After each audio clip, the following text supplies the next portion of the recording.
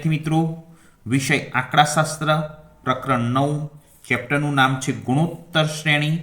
તો હું આ ચેપ્ટરની શરૂઆત કરતા પહેલાં શ્રેણી કોને કહેવાય ને એના વિશે સમજૂતી આપું. શ્રેણી એટલે શું? તો મેં અહીંયા 2 લાઇનમાં શ્રેણીનો અર્થ લખ્યો છે કે શ્રેણી એટલે કોઈ ચોક્કસ નિયમ અનુસાર ગોઠવાયેલી સંખ્યાઓની હારમાળા. કોઈ ચોક્કસ નિયમ, એ નિયમ સરવાળાનો પણ હોય, ગુણાકારનો પણ હોય કે ભાગાકારનો પણ હોય, તો એ નિયમ અનુસાર ગોઠવાયેલી સંખ્યાઓની હારમાળા એટલે શ્રેણી. તો ઘણા બધા બાળકોએ શ્રેણી પહેલાં જોઈ જ ન હોય. ધોરણ 10ની અંદર તમે સમાંતર શ્રેણી ભણીને આવ્યા છો, તેમ છતાં હું તમને શ્રેણીનું એક ઉદાહરણ આપું, પછી આપણે આગળ જઈએ. દાખલા તરીકે મેં અહીંયા આગળ અમુક આંકડાઓ લખ્યા છે. આ આંકડાઓ મેં એક ચોક્કસ નિયમ અનુસાર ગોઠવ્યા છે, એટલે આ એક શ્રેણીનું ઉદાહરણ કહેવાય. મેં આ દરેક આંકડાઓની અંદર 2 ઉમેરીને આગળનો આંકડો લખ્યો છે. જો આ 1માં 2 ઉમેરો એટલે 3 થાય, એટલે સરવાળાનો નિયમ લાગ્યો. 3માં 2 ઉમેરો એટલે 5 થાય, ફરી સરવાળાનો નિયમ. 5માં 2 ઉમેરો તો 7 થાય. તો આ રીતે ગોઠવાયેલી આંકડાઓની હારમાળા એટલે શ્રેણી. તો આપણે ધોરણ 11માની અંદર શ્રેણી વિશે અભ્યાસ કરવાનો છે, પરંતુ તમે 10મા ધોરણની અંદર સમાંતર શ્રેણી ભણીને આવ્યા છો. તો હું પહેલાં સમાંતર શ્રેણી યાદ કરાવી દઉં અને પછી ગુણોત્તર શ્રેણી ઉપર જઈએ. તો આપણે સમાંતર શ્રેણી કેવી હોય ને એનો અભ્યાસ એક વખત કરીએ. એ 10મા ધોરણની અંદર તમે ભણીને જ આવ્યા છો. પછી આપણે 11મા ધોરણમાં જે ગુણોત્તર શ્રેણી ભણવાની છે એનો અભ્યાસ કરીશું. તો દરેક જણ સમાંતર શ્રેણી વિશે સમજૂતી મેળવો. તો કે જે શ્રેણીના 2 ક્રમિક પદોનો તફાવત સરખો હોય અને શૂન્ય ન હોય તો તેને સમાંતર શ્રેણી કહે છે. 2 ક્રમિક પદો એટલે પહેલું અને બીજું પદ, એ ક્રમિક પદોનો તફાવત એટલે ડિફરન્સ સરખો હોય તો તેને સમાંતર શ્રેણી કહે છે. પણ એનો તફાવત શૂન્ય ન હોવો જોઈએ, શૂન્ય ન હોવું જોઈએ. જો મેં એવું એક ઉદાહરણ મૂક્યું છે. દાખલા તરીકે જો 2, 5, 8, 11, તો આ એક સમાંતર શ્રેણીનું ઉદાહરણ છે. આ બધાનો તફાવત તમે કાઢો ને તો એક સરખો જ નીકળશે. તો આ જે 2 છે ને એ શ્રેણીનું પ્રથમ પદ કહેવાય. આ 5 એ શ્રેણીનું બીજું પદ કહેવાય. આ ત્રીજું પદ અને આ ચોથું પદ. હવે તમારે એનો ડિફરન્ટ કાઢવો હોય ને તો બીજા પદમાંથી પહેલું પદ બાદ કરવું પડે. ડિફરન્ટ એટલે તફાવત. તો જો મેં તફાવત માટે ડી લખ્યો છે અને લખ્યું છે બીજું પદ માઇનસ પ્રથમ પદ. પદ કયું છે? 5. તો આ 5માંથી કેટલા બાદ કરવાના? 2. તો 2 બાદ કરો તો તફાવત કેટલો આવે છે? 3. હવે એ રીતે આ ત્રીજું પદ છે એમાંથી બીજું પદ બાદ કરવાનું. તો ત્રીજું પદ 8 છે, એમાંથી 5 બાદ કરો તો પણ 3 આવે છે. 11માંથી 8 બાદ કરો તો પણ 3 આવે છે. તો દરેકનો તફાવત ડી જુઓ સરખો આવે છે. જો શ્રેણીના બધા જ પદોનો તફાવત એક સરખો હોય અને શૂન્ય ન હોય તો તેને સમાંતર શ્રેણી કહે છે. હવે ગુણોત્તર શ્રેણી વિશે અભ્યાસ કરીએ. તો ગુણોત્તર શ્રેણી કોને કહેવાય? તો જે શ્રેણીના કોઈ પણ 2 ક્રમિક પદોનો ગુણોત્તર સરખો હોય અને શૂન્ય ન હોય તો તેને ગુણોત્તર શ્રેણી કહે છે. કે સાહેબ ક્રમિક પદો તો ખ્યાલ આવ્યો, પણ આ ગુણોત્તર એટલે શું? તો ગુણોત્તર હું તમને શોધતા શીખવાડું. ગુણોત્તર શોધવાનું એક સૂત્ર છે. કોઈ પણ 2 ક્રમિક પદો એટલે પહેલું પદ, બીજું પદ, ત્રીજું પદ એવું હોય તો એ બંને ક્રમિક પદોનો ગુણોત્તર જો સરખો હોય અને શૂન્ય ન હોય તો તેને ગુણોત્તર શ્રેણી કહે છે. ચલો દાખલા તરીકે મેં અહીં એક શ્રેણી લખી છે. એ શ્રેણીના આંકડા કંઈક આ રીતના છે: 3, 6, 12, 24. આ એક ગુણોત્તર શ્રેણી છે. કે ખબર કેવી રીતે પડે? તો આનો ગુણોત્તર સરખો થતો હોય તો આ પહેલું પદ, આ બીજું પદ, આ ત્રીજું અને આ ચોથું. તો મેં આની અંદર એક નિયમ એપ્લાય કર્યો છે. આ શ્રેણીનું જે પ્રથમ પદ છે એને 2 વડે ગુણો તો 3 દુ 6 થાય. બીજા પદને 2 વડે ગુણો તો 6 દુ 12 થાય. ત્રીજા પદને 2 વડે ગુણો તો 2 દુ 24 થાય. તો આમ આ દરેક પદને 2 વડે ગુણતા આ શ્રેણી તૈયાર થાય છે. હવે આનો ગુણોત્તર કાઢવો હોય તો ગુણોત્તર કાઢવાની રીત છે. તો ગુણોત્તર કાઢવાનું આ સૂત્ર છે: બીજું પદ ભાગ્યા પહેલું પદ. આ જે બીજું પદ છે ને એ પદને આ પહેલા પદ વડે ભાગી નાખવાનું. તો જો 6 ભાગ્યા 3 કરો તો જવાબ 2 આવશે. હવે એ જ રીતે તમે આ પદનો પણ ભાગાકાર કરી શકો. ત્રીજું પદ ભાગ્યા બીજું પદ, ત્રીજું પદ ભાગ્યા બીજું પદ, તો ત્રીજું પદ 12 છે, 12 ભાગ્યા 6 કરો તો ઇઝ ઇક્વલ ટુ 2 આવશે. એ જ રીતે ચોથું પદ ભાગ્યા ત્રીજું પદ, ચોથું પદ ભાગ્યા ત્રીજું પદ, તો પણ ગુણોત્તર 2 જ આવશે. તો જો દરેકનો ગુણોત્તર એક સરખો આવે છે અને શૂન્ય આવતો નથી, માટે આ ગુણોત્તર શ્રેણી છે તેમ કહેવાય. આ પ્રકરણના સૂત્રો વિશે અભ્યાસ કરીએ તો nમું પદ મેળવવાનું સૂત્ર મેં એવું ટાઇટલ આપ્યું છે કે સાહેબ nમું પદ એટલે શું, તો એ પહેલાં સમજાવીએ પછી એનું સૂત્ર સમજાવીએ. તો દાખલા તરીકે મેં નીચે એક ગુણોત્તર શ્રેણી લખી છે. આ ગુણોત્તર શ્રેણી છે ને, આ એનું પહેલું પદ છે ને, એને હવે આપણે T1 થી ઓળખીશું. આને T2 કહેવાય, આને T3 અને આને T4 કહેવાય. કોઈ પણ ગુણોત્તર શ્રેણી એટલે આ ગુણોત્તર શ્રેણીના પ્રથમ 4 પદો તમને ખબર છે, પણ તમારે એનું 15મું પદ કયું હશે તે શોધવું હોય તો એક સૂત્રની મદદથી શોધી શકાય. તો આ nમું પદ કહેવાય. 15મું પદ, 25મું પદ, 50મું પદ, એ કયું પદ કહેવાય? nમું પદ મેળવવા માટેનું સૂત્ર છે. તો એ સૂત્ર આ રીતનું છે: Tn is equal to a ગુણ્યા r n-1 ઘાત. આ a ગુણ્યા r અને n-1 ઘાત. તો આ a શું છે અને આ r શું છે એની સમજૂતી. તો જ્યાં a છે ને એ શ્રેણીનું પ્રથમ પદ છે, શ્રેણીનું પ્રથમ પદ એટલે આ શ્રેણીનું પ્રથમ પદ કહેવાય. હવે આને આપણે T1 પણ કહી શકીએ અને આને આપણે a પણ કહી શકીએ. તો હવે આપણે આને a થી ઓળખીશું. a એટલે શ્રેણીનું પ્રથમ પદ અને r એટલે શ્રેણીનો સામાન્ય ગુણોત્તર, જે હમણાં ઉપર સૂત્ર શીખવાડ્યું ગુણોત્તર શોધવાનું. બીજું પદ ભાગ્યા પહેલું પદ એટલે એનો ગુણોત્તર r મળે, અથવા ત્રીજું પદ ભાગ્યા બીજું પદ, તો એને આપણે એક સામાન્ય ગુણોત્તર, એને સંકેત આપીશું r. તમારે કોઈ પણ ગુણોત્તર શ્રેણી બનાવવી હોય તો આ એની 2 શરતો છે. જો તમને આ શરતો આવડે ને તો તમે જાતે ગુણોત્તર શ્રેણી બનાવી શકો.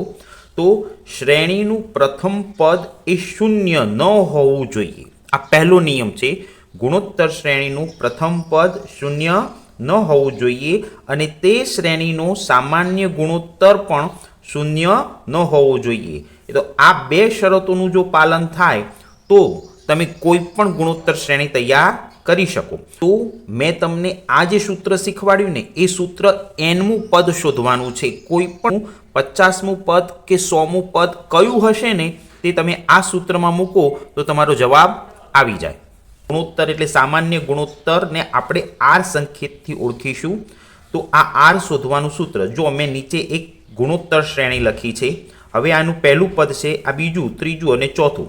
તો મેં ગુણોત્તર શોધવા માટે સૂત્ર શીખવાડ્યું. આગળ r શોધવો હોય ગુણોત્તર તો બીજું પદ ભાગ્યા પહેલું પદ. તો મેં નીચે લખ્યું છે T2 ભાગ્યા T1 અથવા T3 ભાગ્યા T2. તો T3 ભાગ્યા T2, T4 ભાગ્યા T3. તો તમે આમાંથી કોઈ પણ સૂત્ર અપનાવો, તમારો ગુણોત્તર સરખો જ આવશે. કારણ કે એનો નિયમ છે ગુણોત્તર શ્રેણીનો સામાન્ય ગુણોત્તર દરેકમાં સરખો હોય. તો તમે આમાંથી કોઈ પણ સૂત્ર અપનાવી અને r શોધી શકો છો. સૌથી મોસ્ટ IMP પોઈન્ટ, ગુણોત્તર શ્રેણીના ક્રમિક પદો જણાવો. તો તમે દરેક વિદ્યાર્થીઓ, હું આ જે ટોપિક ભણાવું છું ને એ તૈયાર કરજો. ગુણોત્તર શ્રેણીના ક્રમિક પદો દરેકને મોઢે હોવા જોઈએ. મેં એના માટે એક નોંધ લખી છે કે જ્યારે દાખલામાં પ્રથમ પદ એટલે એ આપેલું હોય અને તેનો સામાન્ય ગુણોત્તર r પણ છાપીને જ આપેલો હોય ત્યારે નીચે મુજબ કોઈ પણ પદ સૂત્રથી શોધી શકાય છે. તો દાખલાની અંદર a અને r ની કિંમત તમને સરળતાથી મળતી જ હોય, દાખલામાં આપેલી જ હોય, તો Tn વાળું આગળ છે સૂત્ર ભણાયું એના કરતાં પણ સરળ પદો છે. જો તમે આ થિયરી યાદ રાખશો ને તો ગુણોત્તર શ્રેણી એકદમ સરળ રહેશે. તો હું એના ક્રમિક પદો શીખવાડી દઉં. ચલો, ગુણોત્તર શ્રેણીનું nમું પદ શોધવા માટે મેં આ તમને સૂત્ર શીખવાડ્યું હતું. Tn is equal to a ગુણ્યા r n-1 ઘાત. હવે જો તમારે આ સૂત્ર ન અપનાવવું હોય અને એની શોર્ટ ટેકનિક અપનાવી હોય તો બેટા તમારે આ સ્ટેપ યાદ રાખવાના. મેં અહીંથી 1 થી 8 સ્ટેપ શીખવાડ્યા છે અને આ સ્ટેપ પ્રમાણે જો તમે ગણતરી કરો તો પણ જવાબ એનો એ જ આવે. તો તમારે બધાએ ક્રમિક પદો યાદ રાખવાના છે. T1 ઇઝ ઇક્વલ ટુ એ જ થાય, એ એટલે એનું પ્રથમ પદ. પણ એનું જે બીજું પદ છે ને T2 એ એ અને આર નો ગુણાકાર હોય. એ અને આર નો શું હોય? ગુણાકાર. એનું ત્રીજું પદ એ આર નો સ્ક્વેર હોય. હવે T3 ની કિંમત શોધવી હોય તો એ ગુણ્યા આર ની 2 ઘાત. તો કે સાહેબ આ એ અને આર શું છે? તો બેટા આ સૂત્રમાં એ અને આર જે કિંમતો છે ને એ આ જ છે. પણ હવે આ 2 ક્યાંથી આવ્યા?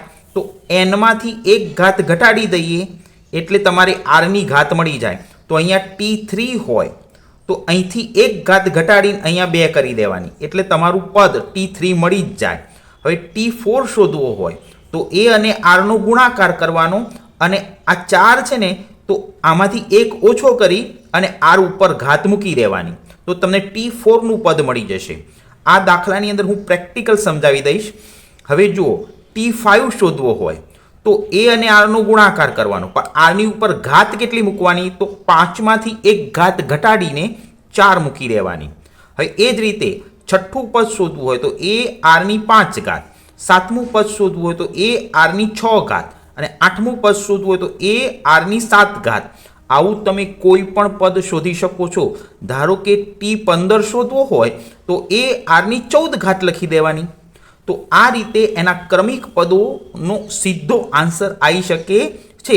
તો આ સૂત્રનો ઉપયોગ કરવો પડશે નહીં. તો હું દાખલાની અંદર શરૂઆતમાં આ ક્રમિક પદોનો જ ઉપયોગ કરી અને ગણતરી શીખવાડીશ. દરેક વિદ્યાર્થી ધ્યાનથી જો મેં ઉપર જે ક્રમિક પદો શીખવાડ્યા ને એનું એક ઉદાહરણ લઈને સમજાવું તો તમને દાખલામાં એ અને આરની કિંમત આપેલી હોવી જોઈએ. તો એવું એક ઉદાહરણ બનાવ્યું છે મેં. એક શ્રેણીનું પ્રથમ પદ એટલે એ ઇઝ ઇક્વલ ટુ 3 છે અને તેનો સામાન્ય ગુણોત્તર આર ઇઝ ઇક્વલ ટુ 2 છે. તો તેનું સાતમું પદ કયું હશે તે શોધો. તમને એ અને આરની કિંમત આપી હોય અને તમારે સાતમું પદ શોધવું હોય એટલે ક્રમિક પદોમાં સાતમું પદ શોધવું હોય તો કેવી રીતે શોધાય? તો જો આ એનું સૂત્ર છે. સાતમું પદ એટલે T7 શોધવું હોય ને તો એ અને આરનો ગુણાકાર કરવાનો અને આ 7 માંથી 1 ઘાત ઓછી કરીને 6 કરી દો ને એટલે તમને સાતમું પદ મળી જાય. તો હું આ જ સાતમા સ્ટેપ માટે આ જ સૂત્રનો ઉપયોગ કરી અને ગણતરી કરીશ. 7 શોધવા માટેનું સૂત્ર ઇઝ ઇક્વલ ટુ એ ગુણ્યા આર. આરની ઉપર 6 ઘાત મૂકી દેવાની, 1 ઘાત ઘટાડીને ઉપર મૂકી દેવાની. હવે દાખલામાં એની કિંમત 3 આપી છે ને એ એની નીચે લખી દેવાની. આરની કિંમત 2 આપી છે તો અહીં લખી દીધી આરની નીચે અને એની 6 ઘાત. તો તમારે બેટા કેલ્સી ઉપર એની 6 ઘાત કરશો એટલે 64 આવશે અને ગુણ્યા 3 કરો એટલે 192 આન્સર આવશે. આ એનું સાતમું પદ 192 જ હશે. 192 એ સાતમું પદ છે કે નહીં એ ચેક આ પહેલો દાખલો છે એટલે કરી આપું. જો મેં જે રકમ આપી એમાં પહેલું પદ A3 હતું અને એનો ગુણોત્તર 2 હતો એટલે એને 2 વડે ગુણીએ તો 6 આવે. 6 દુ 12, 12 દુ 24, 24 દુ 48, 48 દુ 96. આ 6 પદો થયા. 1 2 3 4 5 ને 6 પદો. આને 2 વડે ગુણી નાખો તો તમારું સાતમું પદ 192 જ આવશે. હવે આ રીતે તમારે 50મું પદ શોધવું હોય કે 100મું પદ શોધવું હોય તો આવી લાંબી ગણતરી કરવાની જરૂર છે નહીં. આ સૂત્રમાં મૂકો એટલે ફટ દઈને તમને એ પદ મળી જાય.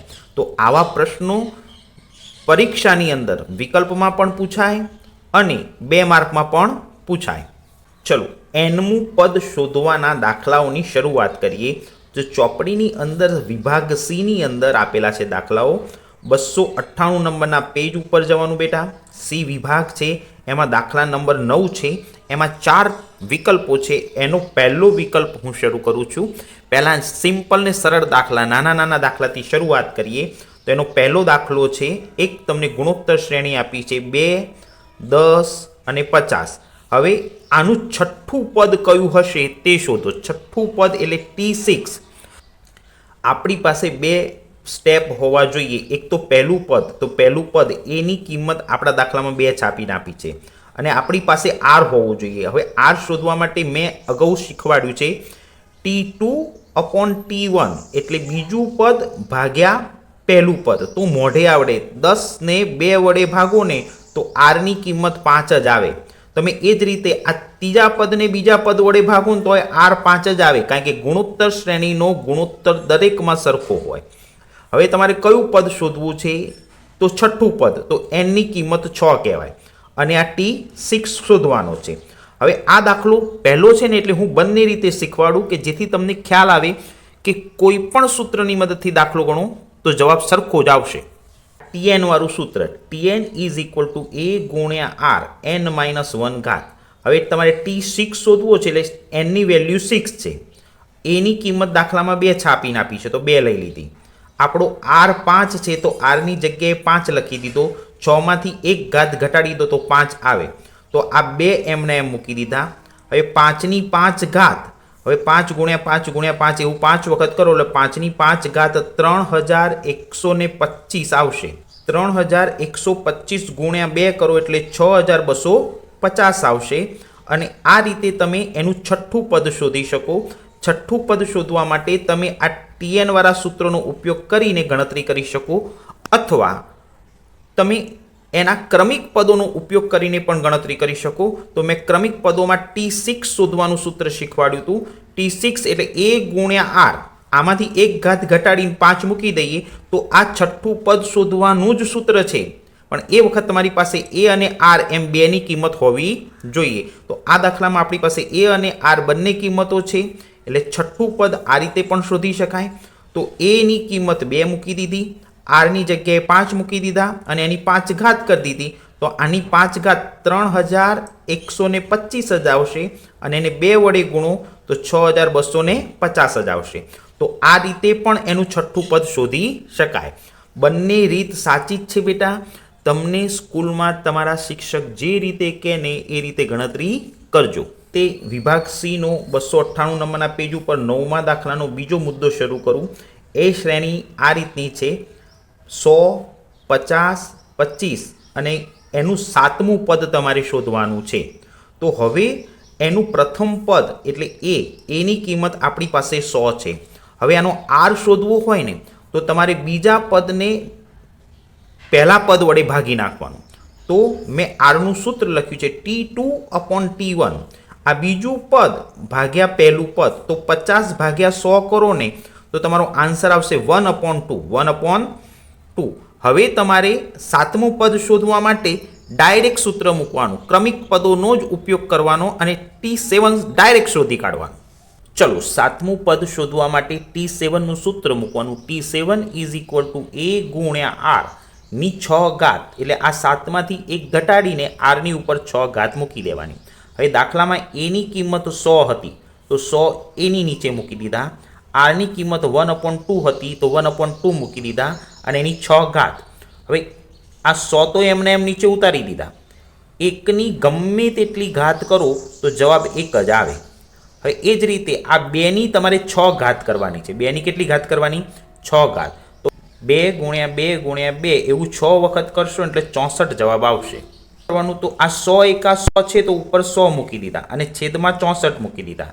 હવે આ બંને કિંમતના છેદ ઉડી શકે એમ છે તો 25 ચોક 100 થશે અને 16 ચોક 64 થશે. 25 ચોક 100 અને 16 ચોક 64, એમાં આ 4 કટ થઈ જાય છે અને આ 4 કટ થઈ જાય છે તો જવાબ 25/16 આવશે. જવાબ કેટલો આવશે? 25/16. તો આ શ્રેણીનું 7મું પદ 25/16 હશે. તો અહીંયા આગળ આ બીજું સ્ટેપ પૂરું થાય છે. ચલો એ જ રીતે એક ત્રીજી શ્રેણી આપી છે. આ ત્રીજી શ્રેણીની કિંમતો અપૂર્ણાંકમાં છે એટલે મોટાભાગના છોકરાઓ ગભરાઈ જાય કે સાહેબ આ કેવી રીતે સોલ્વ કરી શકાય. તો કશું જ નહીં કરવાનું, આપણે તો આપણા નિયમને એપ્લાય કરવાનો. એને શ્રેણી ગમે તે આપી હોય, જો એનું પ્રથમ પદ 1/3 છે, એનું બીજું પદ 2/9 છે, એનું ત્રીજું પદ 4/27 છે, તમને કહે છે 8મું પદ શોધો, તો આપણે આપણા નિયમ મુજબ પહેલું પદ A ઇઝ ઇક્વલ ટુ 1/3 લખી દેવાના. હવે તમારે R શોધવો પડે. જો તમને A અને R મળી જાય ને તો તમે કોઈ પણ પદ શોધી શકો. R શોધવાનું સૂત્ર છે T2/T1. તો આ T2ની કિંમત ઉપર લખી દીધી અને આ T1ની કિંમત નીચે લખી દીધી. હવે અહીં ગણિતનો એક નિયમ એપ્લાય કરવાનો. અંશનો છેદ છેદમાં જતો રહે અને છેદનો છેદ અંશમાં ગુણાકારમાં જતો રહે. તો આ 3 છે ને એ 2 સાથે ગુણાશે અને આ 9 છે ને એ 1 સાથે ગુણાશે. તો હવે આ 2 ગુણ્યા 3 કર્યા અને 9 ગુણ્યા 1 કર્યા.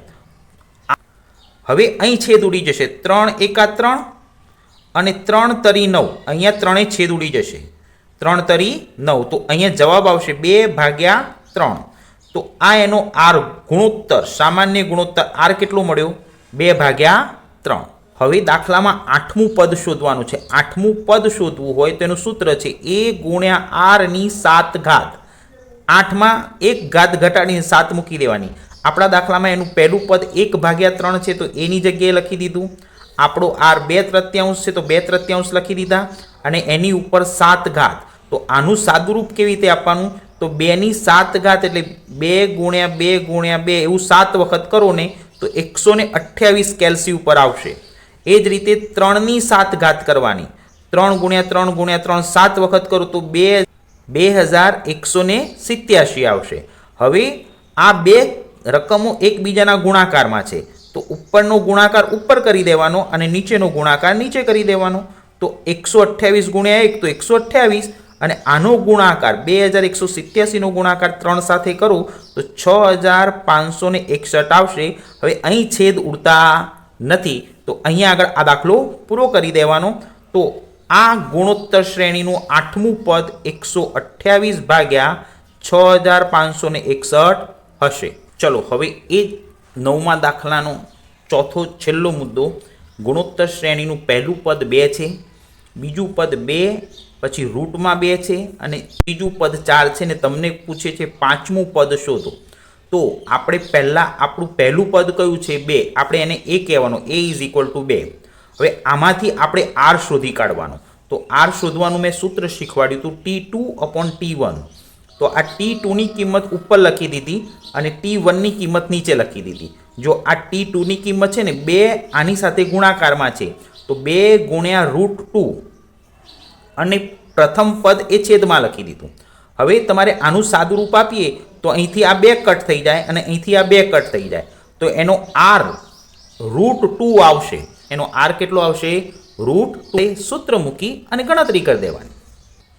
તમારે આ દાખલામાં 5મું પદ શોધવાનું છે તો એના ક્રમિક પદોમાંથી આપણે એક સૂત્ર લઈશું a ગુણ્યા r.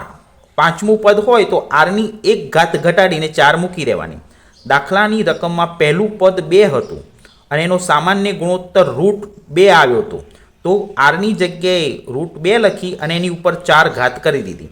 તો આ 2 તો એમને એમ નીચે ઉતારી દીધા. હવે તમારે શું કરવાનું? 2 ગુણ્યા 2 ગુણ્યા 2 એવું 4 વખત કરો ને એટલે 16 જવાબ આવશે. પણ એ 16 જવાબ રૂટમાં આવશે તો અહીં લખવાનું √16.